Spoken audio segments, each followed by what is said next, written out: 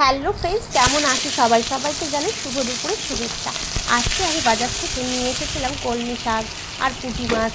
তো আজকে কলমি শাকটা করছি হচ্ছে পেঁয়াজ দিয়ে।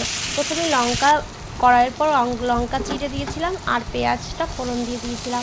তারপর যেই কলমি শাকটা আমি কেটে রেখেছিলাম সেটা দিয়ে ভালো করে নাড়াচাড়া করে নিচ্ছি। আমি কিন্তু খুব সরু করে কলমি শাক কাটতে পারি না। তোমরা যতটা দেখতে পাচ্ছ এরকম করেই কাটি, মানে খুব যে বড় বড় হয় সেটাও না, আবার যে খুব সরু সরু করে সেটাও পারি না কাটতে, কুচি কুচি করে।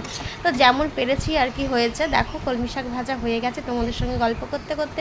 আর এদিকে বসিয়েছিলাম ডাল, মুগ ডাল বসিয়েছিলাম, আর দিয়েছি হচ্ছে গাজর। আর এইদিকে দেখো আলু ভাজছি। কিসের জন্য বলো তো? ফুলকপির তরকারি করব। এই অফ সিজনে ফুলকপি খেতে কিন্তু দারুণ লাগে, সিজনে কিন্তু অতটা ভালো লাগে না, তখন বেশি অ্যাভেলেবেল হয়ে যায়। যে কোনো জিনিস অফ সিজনেই বেশি ভালো লাগে। তো তোমরা কারা ফুলকপি খেতে পছন্দ করো অবশ্যই কমেন্ট করে জানিও। আর আমার বর বলবে এরকম গোটা গোটা করে টমেটো কেটে দিতে, ও টমেটো পেস্ট করলে পছন্দ করে না, তো ওর জন্য এরকম গোটা গোটা দিয়ে রাখতে হবে, ঝোলে গোটা গোটা খাবে। তো টাটা আজকের মতো, আবার দেখা